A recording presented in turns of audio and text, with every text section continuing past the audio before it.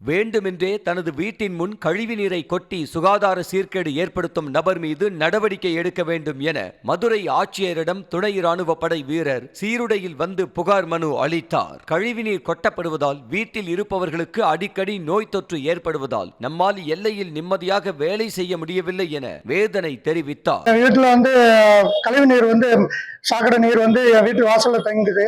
நான் பலமுறை இதை அகற்றி தருமாறும் சாக்கடை வசதி பண்ணி தருமாறும் பலமுறை சொல்லி எந்த ஒரு நடவடிக்கை எடுக்கல. இன்னைக்கு அதனால நான் ஐயா கலெக்டர் ஐயா அவர்களை பார்க்க வந்திருக்கேன். ஏற்கனவே நீங்க கம்ப்ளைண்ட் கொடுத்துருக்கீங்களா? ஏற்கனவே பலமுறை கம்ப்ளைண்ட் கொடுத்துருக்கு சார். அதுக்கான அதிகாரிகள் யாரும் பார்க்கல சொல்லுவாங்க.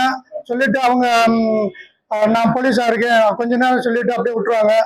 2 நாளுக்கு சுத்தமா இருக்கு, 3ஆவது நாள் மறுபடியும் அதே இது ஆயிரும். யார் அந்த தண்ணி விடுறது?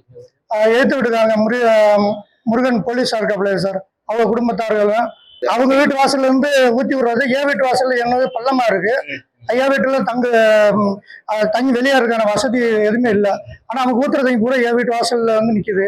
அதனால பல கிருமிகள் உண்டாகுது. என் பிள்ளைகளுக்கு நோய் வாய்ப்படுது.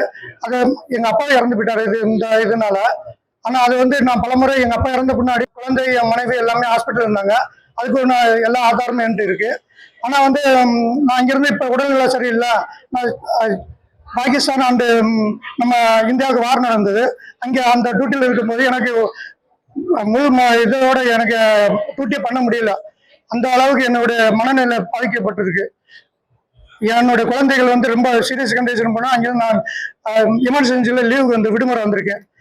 அந்த எமர்ஜென்சியில் போய் நேற்று தான் வீட்டில் இது ஹாஸ்பிட்டலேருந்து டிஸ்சார்ஜ் பண்ணி என் வீட்டில் ஒன்றா வச்சுட்டு உடனே கலெக்டர் ஐயா போய் பார்ப்போம், என்னதான் தீர்வு ஒரு இது கிடைக்கட்டுமே அப்படின்னு யூனிஃபார்மோட வந்திருக்கேன். நீங்கள் தான் எனக்கு ஒரு தீர்வு காண வேண்டும். அதுக்கு ஒரு சரியான சொல்யூஷன் கிடைக்கணும்.